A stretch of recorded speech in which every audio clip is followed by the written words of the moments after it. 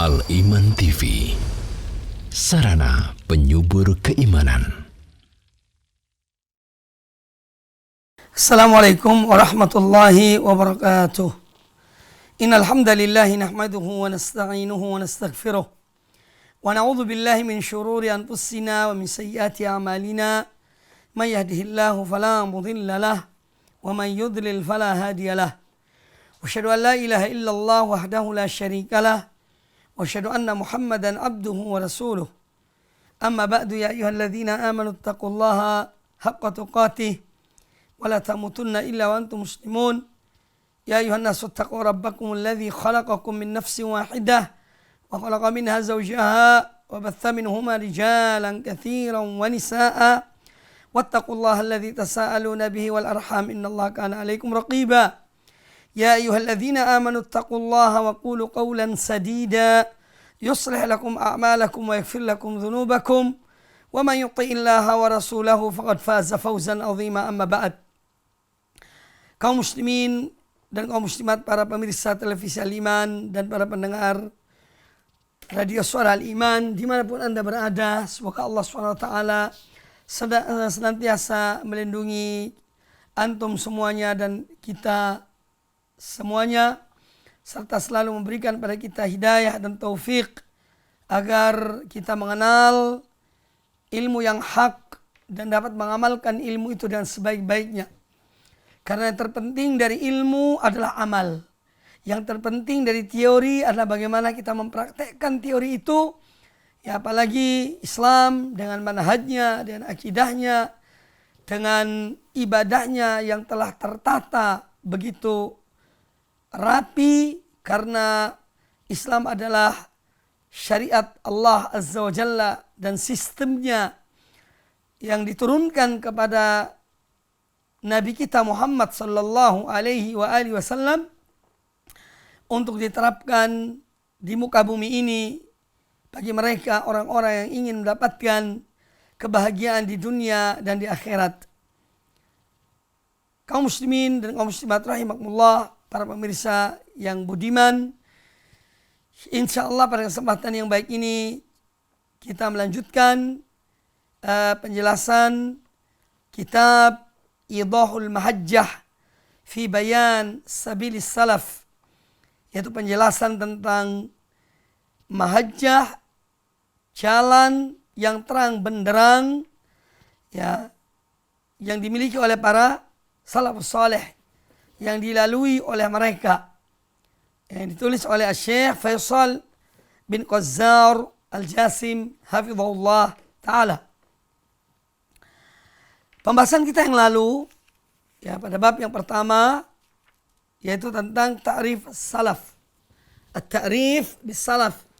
Dan kita sudah mengetahui siapa mereka para salaf itu, ya, yang mana ada beberapa poin penting yang disampaikan pada pertemuan yang lalu, yaitu bayan al-murad bis salaf, penjelasan tentang siapa yang dimaksud dengan salaf, wa annahum al-qurun al-mufaddalah al-ula, dan bahwasanya mereka adalah generasi pertama dari umat ini, itulah yang merupakan salaf secara mutlak, para sahabat radhiyallahu anhum ajma'in, kemudian diikuti oleh dua generasi berikutnya, sehingga disebut dengan al-qurun atau thalathatul qurun al-mufaddalah, tiga generasi yang utama, yang pertama dari umat ini. Kemudian juga dibahas pada pertemuan yang lalu bahwa annas sahabah khairun nas, para sahabat Rasulullah sallallahu alaihi wasallam radhiyallahu anhum ajma'in adalah manusia-manusia yang terbaik.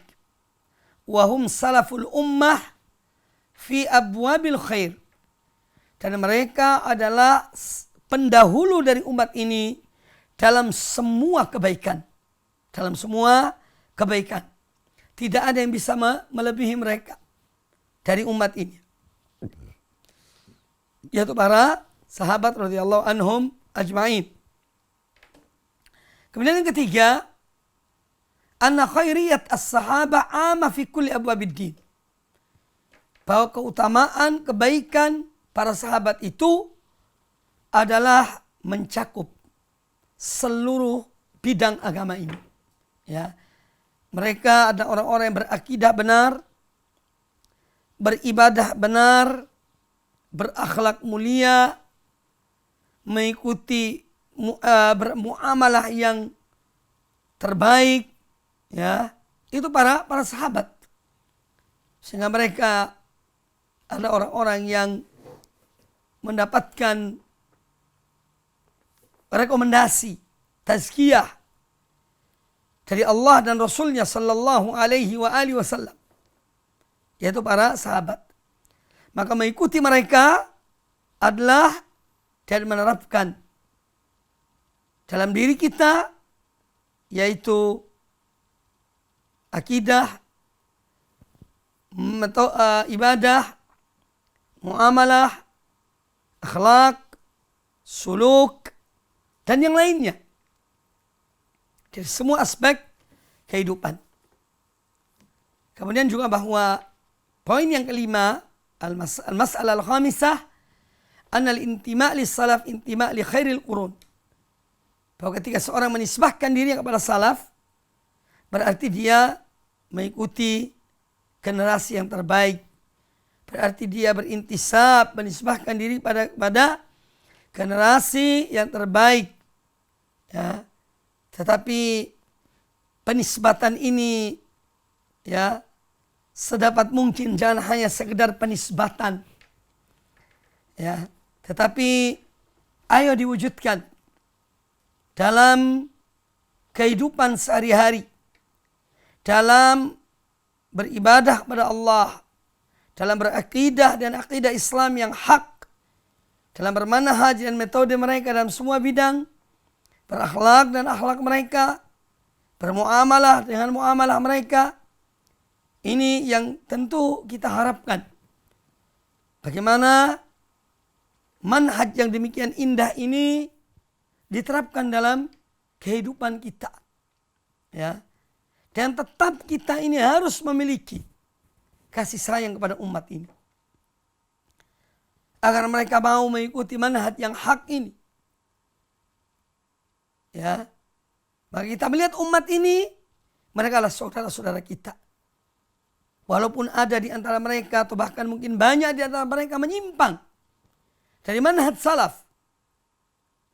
Tapi hendaklah sebagai seorang yang mengajak kepada manhaj salaf untuk melihat mereka dengan kacamata seorang ayah pada anaknya, seorang guru pada muridnya, seorang dokter pada pasiennya.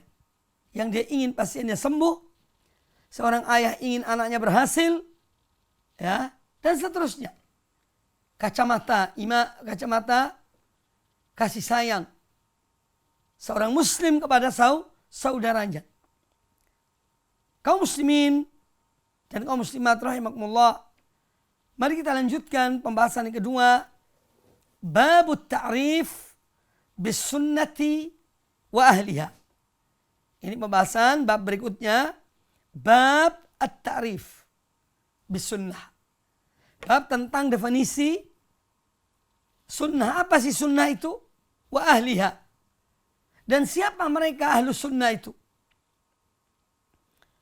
Karena tidak sedikit di antara kaum muslimin yang mendakwakan dirinya sebagai ahlu sunnah. Itu dakwaan. Yang kita ingin adalah hakikat ahlu sunnah itu. Siapa mereka? Kata al-musannif hafizahullah ta'ala, beliau membawakan yang pertama dalil dari Al-Quranul Karim tentang apa itu sunnah dan siapakah mereka orang-orang ahlu sunnah itu. Beliau membawakan dari surat Al-An'am ayat yang ke-153.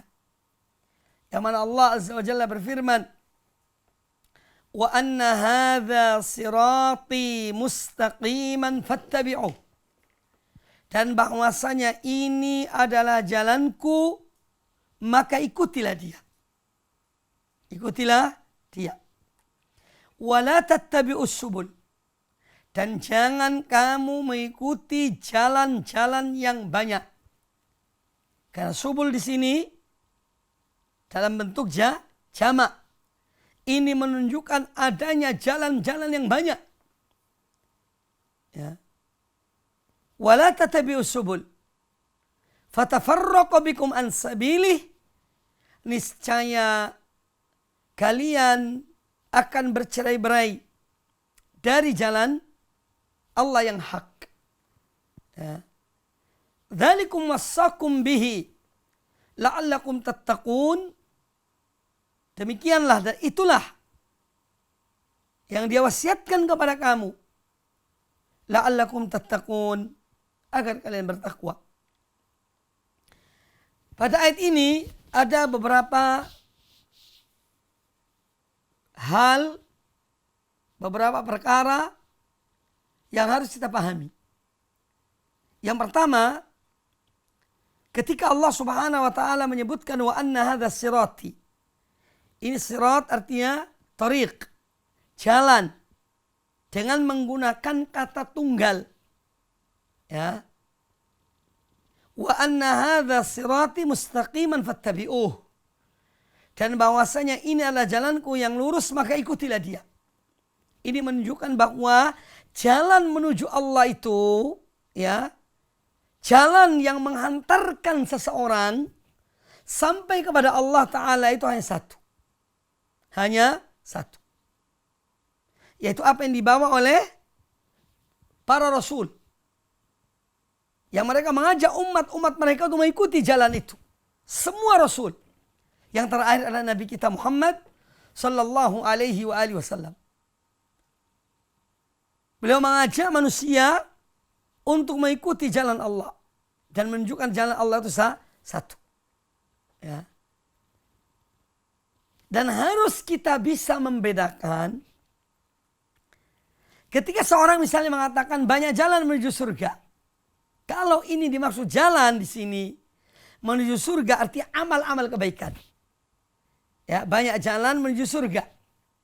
Artinya banyak amalan-amalan kebaikan, amalan-amalan soleh, ya, yang dengannya sebagai penyebab seorang dimasukkan ke dalam surga Allah Subhanahu wa taala. Dan tentu amal-amal ibadah itu pun yang memenuhi syarat yang diajarkan oleh Nabi SAW. Ya, kemudian juga seorang mengikhlaskan amalnya karena Allah Ta'ala. Karena amal ibadah seorang, amal soleh seorang itu dinamakan soleh itu kalau memenuhi dua syarat. Syarat yang pertama adalah seorang mengerjakannya dan ikhlas karena Allah Azza wa Jalla. Betul-betul murni karena Allah. Bukan karena selain Allah. Bukan untuk mendapatkan keduniaan. Entah itu harta. Atau tahta. Atau wanita. Atau yang lainnya. Dari hal-hal yang berkaitan dengan keduniaan. Dan seorang mengerjakan amalnya itu betul-betul karena Allah Ta'ala. Dia tidak ingin meraih keuntungan di dunia ini. Atau untuk memenuhi hawa nafsunya. Tidak. Tetapi dia mengerjakan amal itu betul-betul murni.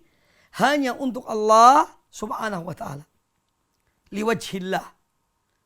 Hanya untuk wajah Allah. Kemudian yang kedua adalah syarat diterimanya amal seorang. Dia mengikuti apa yang dicontohkan oleh Rasulullah sallallahu alaihi wasallam.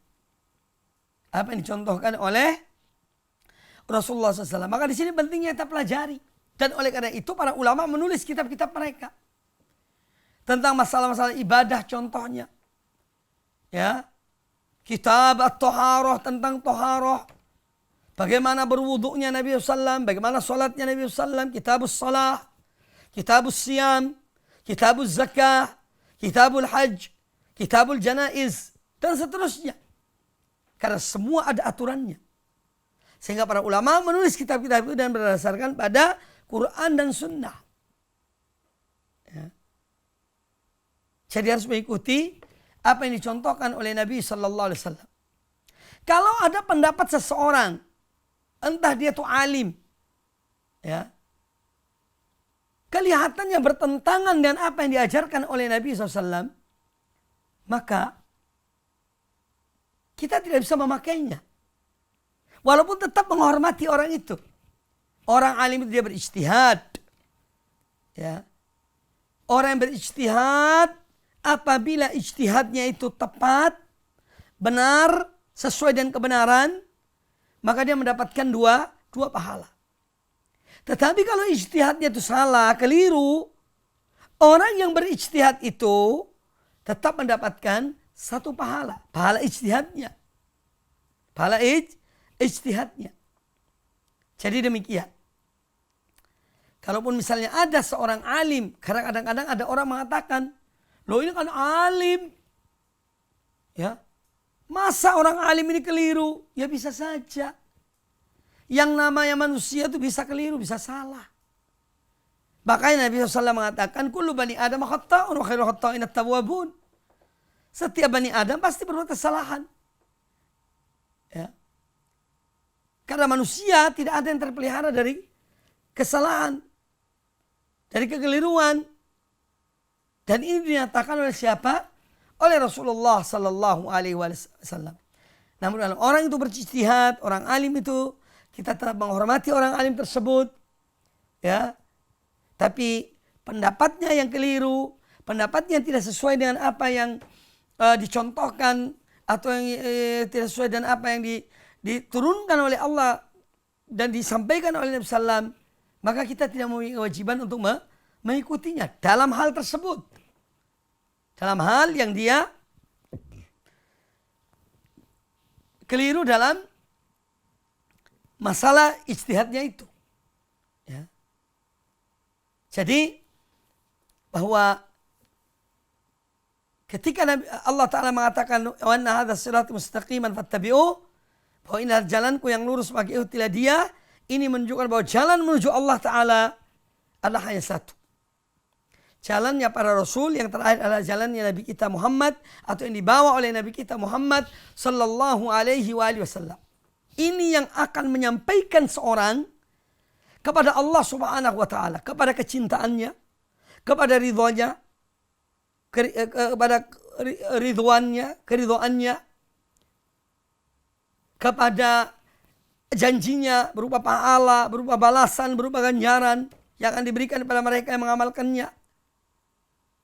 Hanya jalan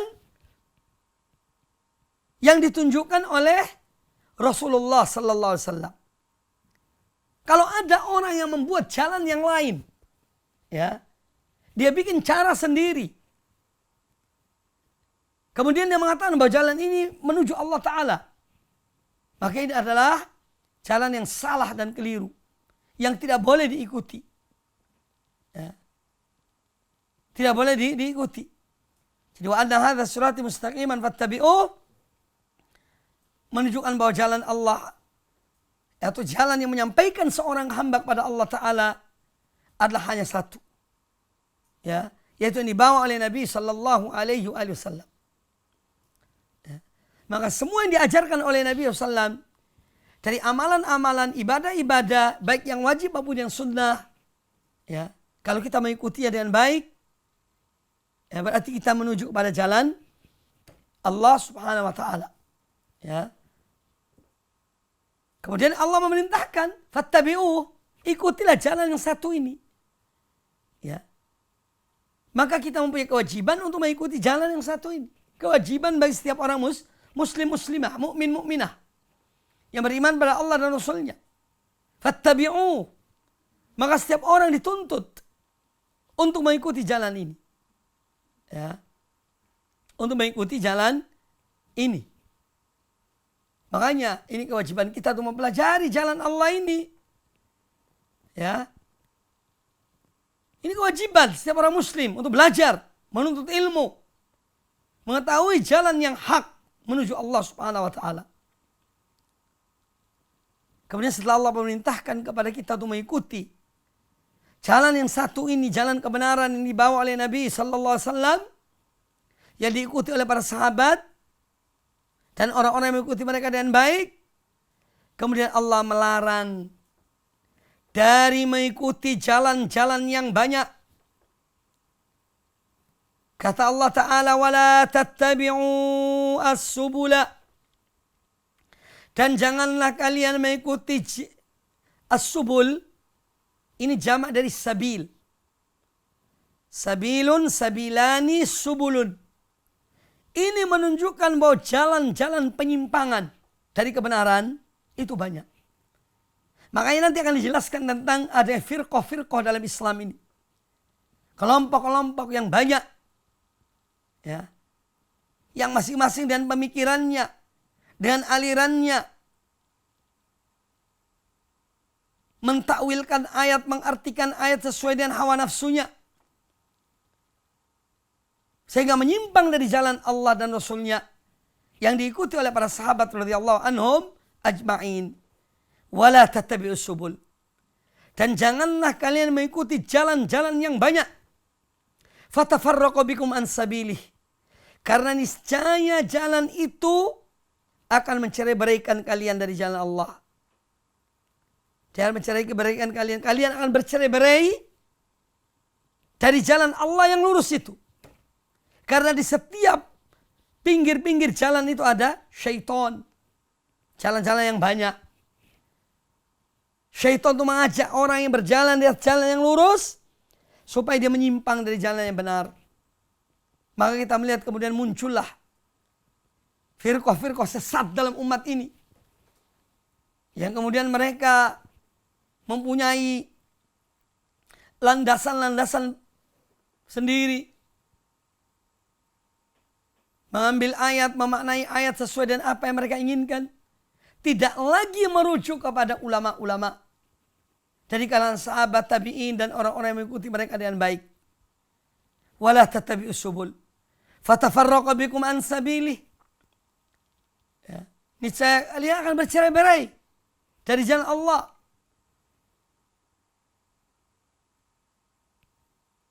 Kemudian yang ketiga, Allah menyebutkan dzalikum wassakum bihi. Itulah yang Allah wasiatkan kepada kalian. Ya, la'allakum tattaqun, agar kalian bertakwa. Maka bagian dari bertakwa itu bukan sekedar kita mengartikan takwa itu melakukan perintah Allah, menjauhi larangan Allah. Ketika seorang belajar manhaj, jalan menuju Allah, untuk dia menjaga dirinya dari penyimpangan dalam jalan hidupnya ini, jalan Islam, ini adalah bagian terbesar dari takwa kepada Allah Subhanahu wa taala.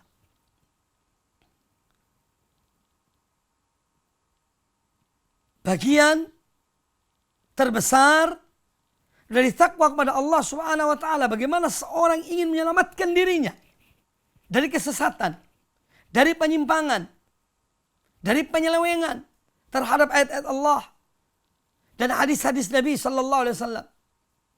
Ya. Bagian dari takwa. Jadi ini wasiat Allah kepada umat ini agar apa? Belajar tentang jalan menuju Allah ini. Karena betul muncul firqah-firqah banyak.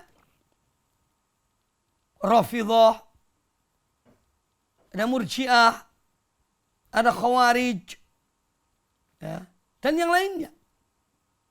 Dari firqah-firqah yang muncul. Mu'tazilah. Nah, oleh karena itu, ketika kaum muslimin yang berpegang kepada sunnah Nabi sallallahu alaihi wasallam, maka mereka disebut dengan ahlus sunnah. Karena sunnah Nabi sallam, hadis-hadis beliau, petunjuk beliau, pedoman beliau, pola hidup beliau,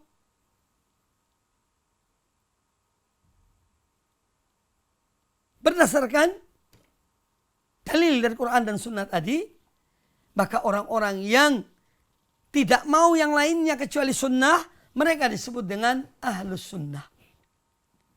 Karena mereka tidak mau beranjak dari sunnah. Mereka tetap ats-tsabat ala sunnah. Bahkan tidak sedikit di antara ulama-ulama kaum muslimin, dalam perjalanan hidup mereka, mereka disiksa. Mereka diazab oleh penguasa-penguasa zaman itu. Ya. Mereka dipenjarakan. Karena apa? Keteguhan pendirian mereka di atas sunnah Nabi SAW. Keteguhan pendirian mereka. Mereka tidak mau mengikuti kelompok-kelompok yang menyimpang. Contohnya banyak. Di antaranya Al-Imam Ahmad bin Hanbal. Bagaimana beliau dipenjara. Dan bagaimana beliau dicambuk dalam penjara. Karena tetap berpegang teguh kepada akidah yang diajarkan oleh sunnah Nabi SAW. Bahwa Al-Quranul Karim adalah kalamullah. Al-Quranul Karim bukan makhluk ciptaan Allah. Tapi dia adalah kalamullah. Dipertahankan oleh Imam Ahmad bin Hanbal. Dan orang-orang yang mengikuti beliau dengan baik. Sampai beliau disiksa, diazab. Al-Imam Al-Buwaiti. Murid dari Imam Syafi'i rahimahullah ta'ala. Di Mesir. Di penjara. Diborgol, dirantai. Ya. Karena apa? Tetap berpegang teguh kepada sunnah Nabi sallallahu alaihi wasallam. Ya. Jadi ketika mereka tidak mau kepada yang lainnya, yang diada-adakan oleh manusia dalam pemikiran mereka, dengan pemikiran mereka, dengan hawa nafsu mereka. Ketika para ulama-ulama ini dan sekelompok manusia ini tidak mau beranjak dari ajaran tuntunan Nabi SAW, mereka disebut dengan Ahlus Sunnah. Adapun al-jamaah, Ahlus Sunnah wal Jamaah, jamaah yaitu jamaah kaum muslimin yang pertama. Para sahabat radhiyallahu anhum ajma'in. Dan orang-orang mengikuti mereka dengan baik. Mereka tidak mau berpisah dari jamaah tersebut. Ya. Kaum muslimin rahimakumullah. Maka kita ambil dari ayat ini bahwa jalan menuju Allah hanya satu,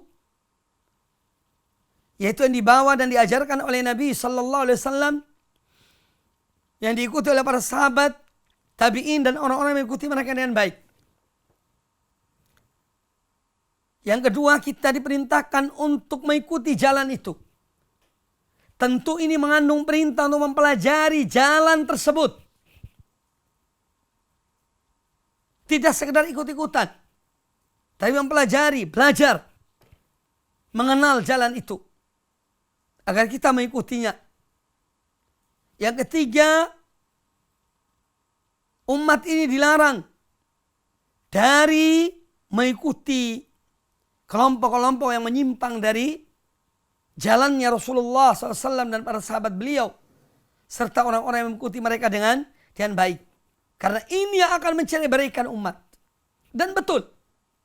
Dalam realita. Terjadi apa yang terjadi. Dari kalangan umat ini. Umat Islam. Umat Nabi SAW.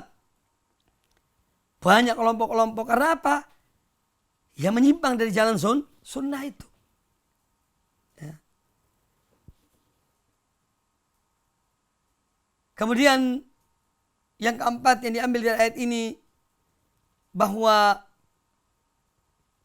merupakan bagian dari ketakwaan kepada Allah Azza wa Jalla adalah seorang, atau merupakan bagian dari jalan dari ketakwaan pada Allah Azza wa Jalla adalah dengan tetap mengikuti jalan yang diajarkan oleh Rasulullah SAW, diikuti oleh para sahabat radhiyallahu anhum ajma'in, dan orang-orang yang mengikuti mereka dengan baik. Kemudian ayat yang kedua yang dibawakan pada bab ini, wa qala ta'ala, Allah Ta'ala berfirman, Qul hadhihi sabili ad'u ila Allah ala basiratin ana wa man ittaba'ani.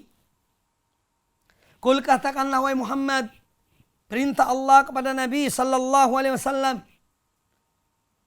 Rasulnya yang terakhir, Sayyidu waladi Adam, penghulu seluruh umat manusia. Katakanlah wahai Muhammad, hadhihi sabili, ini adalah jalanku, ad'u ilallah, aku menyeru manusia kepada Allah. Ini menunjukkan keikhlasan Nabi SAW dalam menyeru manusia kepada Allah. dalam menyeru manusia kepada Allah, kepada jalan Allah.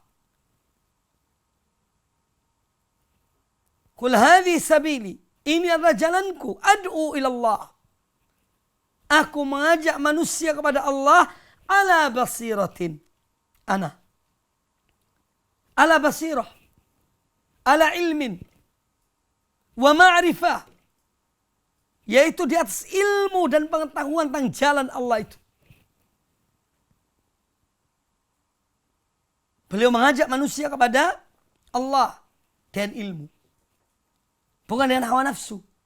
Tapi dengan ilmu. Ya. Dan ilmu. Ala basiratin. Ana wa man ittaba'ani. Demikian pula orang-orang yang mengikuti aku.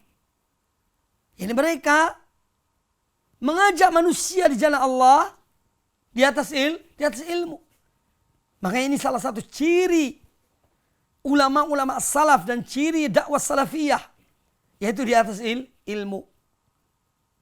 Tidak bicara ngawur, bicara dengan bukti dan dalil, ya, dengan bukti dan dengan dalil, bukan dengan hawa nafsu. Ya, dan ciri dakwah salafin selalu di atas ilmu. Kalau mereka tidak tahu, mereka mengatakan Allahu a'lam, Allah yang lebih mengetahui. Ya. Di zaman dahulu ada Rasulullah SAW. Rasulullah SAW sering bertanya pada para sahabat. Dan mereka menjawab Allah wa Rasuluhu a'lam. Allah dan Rasulnya lebih mengetahui. Dan setelah wafatnya Nabi SAW, maka ilmu itu hanya dikembalikan kepada Allah Ta'ala. Wallahu a'lam. Ya. Makanya ilmu sangat penting. Ilmu dari kitab Allah dan sunnah Nabi SAW. Perkataan para sahabat yang mulia. Itulah ilmu. Ilmu din.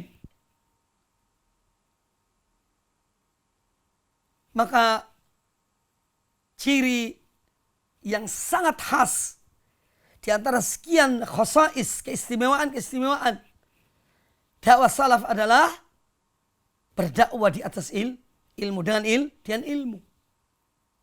Bukan asal bunyi. Ya. Tapi dengan ilmu. Apa dasarnya? Apa dalilnya? Dari mana sumbernya? Karena mereka memiliki sumber. Quran dan sunnah. Dan pemahaman yang benar dari para salaf. Kemudian Allah Ta'ala berfirman, wa subhanallah wa ma'ana minal musyrikin. Dan maha suci Allah. Dan aku bukanlah termasuk orang-orang musyrikin.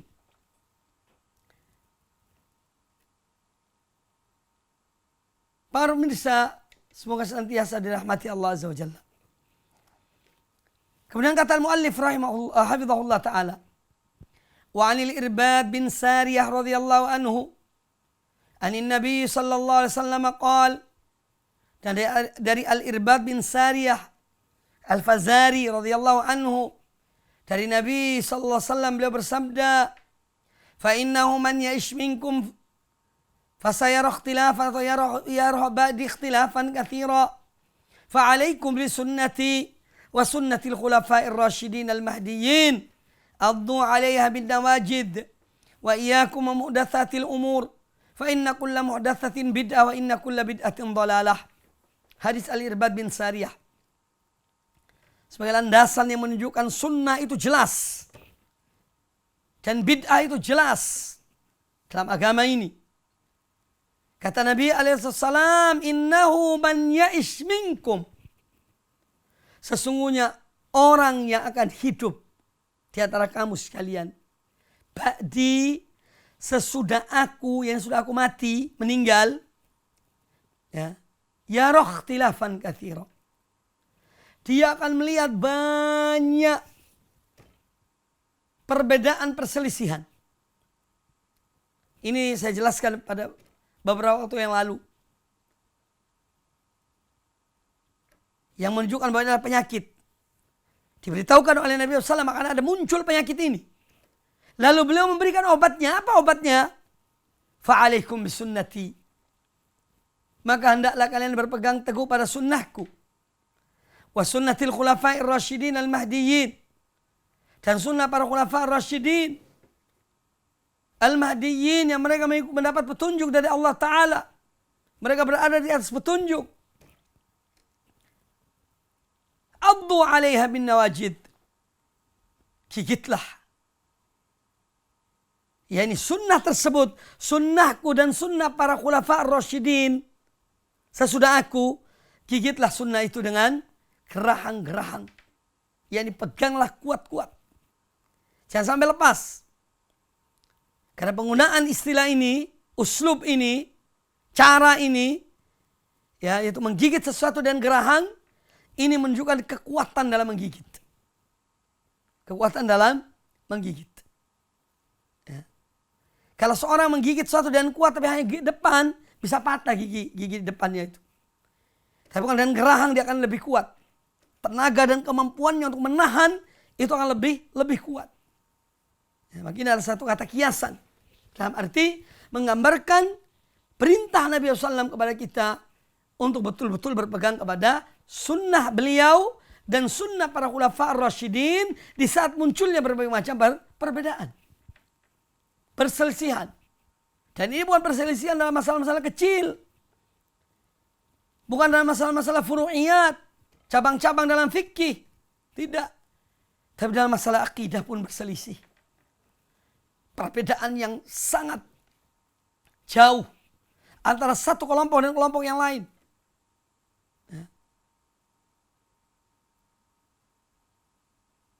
Maka kita diperintahkan untuk berpegang teguh kepada sunnah beliau, ajaran beliau, dan para khulafa ar-rasyidin.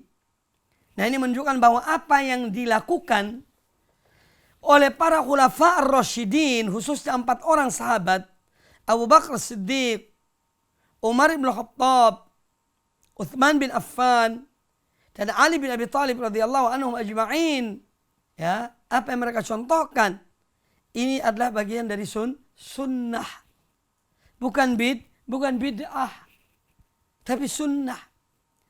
Pengumpulan Al-Quran ya, yang dilakukan oleh Abu Bakar Siddiq, ini adalah sunnahnya Abu Bakar Siddiq. Bukan Abu Bakar Siddiq membuat bid'ah baru, tidak. Karena Nabi SAW menyebutkan sunnahku dan sunnah para khulafa ar-rasyidin. Sunnah beliau. Bagian dari sunnah Nabi SAW yang harus kita pegang dengan kuat.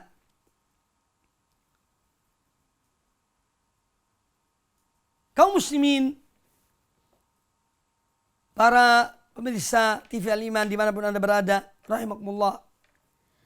Fa'innahu man ya'ish minkum fasara ikhtilafan katsira. Fa'alaikum bisunnati wa sunnati al-khulafa'ir rasyidin al-mahdiyyin addu 'alaiha bin nawajid. Wa iyyakum muhdatsatil umur.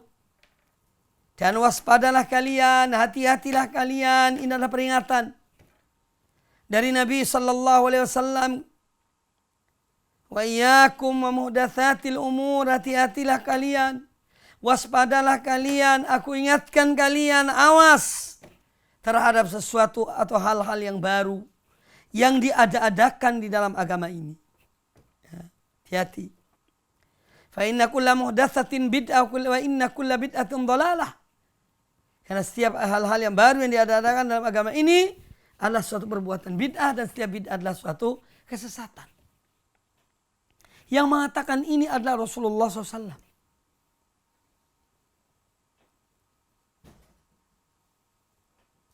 Bukan ustaz, bukan ulama. Tapi ini lafaz yang keluar dari lisan Nabi SAW yang mulia. Karena agama ini sudah sempurna. Ya, mengapa Nabi SAW melarang kita dari berbuat perbuatan-perbuatan yang tidak dicontohkan oleh beliau? Karena li'anna din kamilun mukammalun. Karena Islam ini sudah sempurna dan disempurnakan oleh Allah Ta'ala. Ya. Dalam surat Al-Ma'idah ayat yang ketiga. Al-yawma akmaltu lakum dinakum wa atmamtu alaikum ni'mati wa raditu lakumul Islam madina. Pada hari ini telah kusempurnakan bagi kalian agama kalian. Dan telah kucukupkan bagi kalian akan nikmatku. Dan aku ridho Islam sebagai agama kalian. Jadi siapa menyempurnakan agama ini? Allah subhanahu wa ta'ala. Al-yawma akmaltu lakum dinakum. Pada hari ini, pada hari Arafah turunnya ayat ini. Di hari Arafah, haji wada, ketika Nabi SAW sedang wukuf di Arafah. Turun ayat ini. Yang menunjukkan Islam telah sempurna. Maka hati-hati, waspada dari hal-hal yang baru yang diadakan oleh manusia. Wa iyyakum wa muhdatsatil umur. Dan Islam ini sudah cukup. Amalan-amalan yang diwajibkan oleh Allah dan disunnahkan oleh Nabi SAW, ya, ini sudah mencukupi. Seandainya seorang muslim ingin melakukan semua jenis amal wajib dan sunnah, dia tidak akan mampu. Makanya kata Nabi SAW, "Idza amartukum bi syai'in fa'tu minhu mastata'tum." Jika aku perintahkan kalian sesuatu, maka lakukan semampu kalian. Wa idza nahaitukum an syai'in fajtanibuh. Tetapi kalau aku larang kalian dari sesuatu, maka jauhilah dia. Ya. Beliau tidak mengatakan jauhilah dia semampu kalian, tidak. Tapi jauhilah apa yang dilarang oleh Nabi SAW. Besar ataupun kecil, kita dijauhi. Tapi kalau perbuatan-perbuatan yang sunnah-sunnah yang beliau perintahkan, yang wajib tentu kita lakukan. Ya. Adapun yang sunnah, semampu ke kita. Apa yang kita, meskipun yang wajib. Seorang misalnya tidak bisa sholat 5 waktu ya. Sholat 5 waktu yang wajib. Yang dia adalah salah satu dari rukun Islam. Seorang tidak mampu sholat sambil berdiri. Dia dibolehkan sholat sambil duduk. Karena itu kemampuannya. Tapi tidak boleh dia tinggalkan sholat. Karena dia mampu sholat sambil duduk. Ada orang sholat tidak mampu sambil duduk. Dia sholat sambil berbaring. Boleh. Sesuai kemampuannya.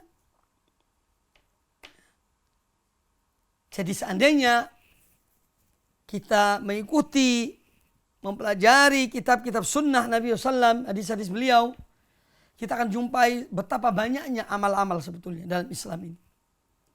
Maka dia tidak memerlukan produk-produk baru. Ya. Dalam ibadah pada Allah Ta'ala, dalam amal-amal kebaikan, amal soleh yang wajib maupun yang sunnah, ya itu sudah cukup.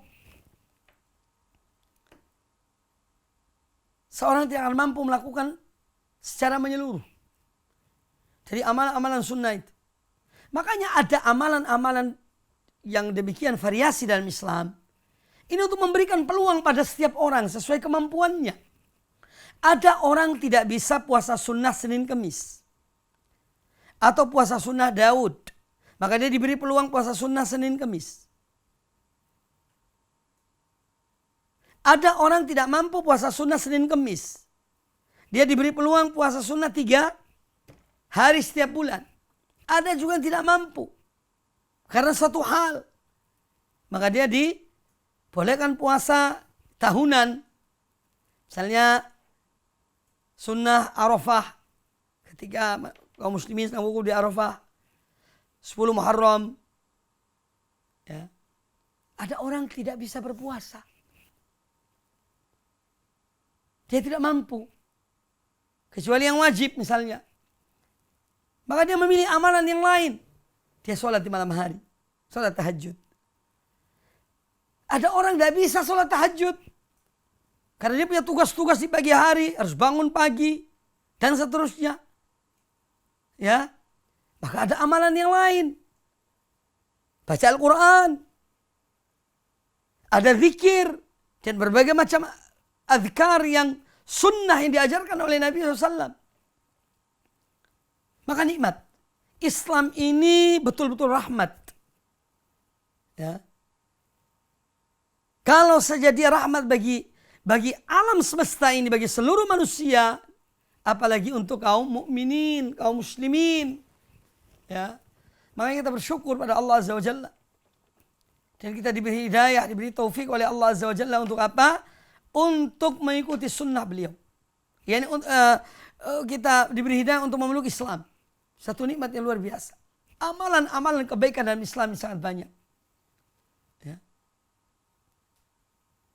Ada seorang sahabat datang kepada Nabi SAW, ya Rasulullah, syariat Islam ini sudah banyak bagi aku. Aku ingin satu amal, yani amal yang ringan. Ya, aku bisa melakukannya.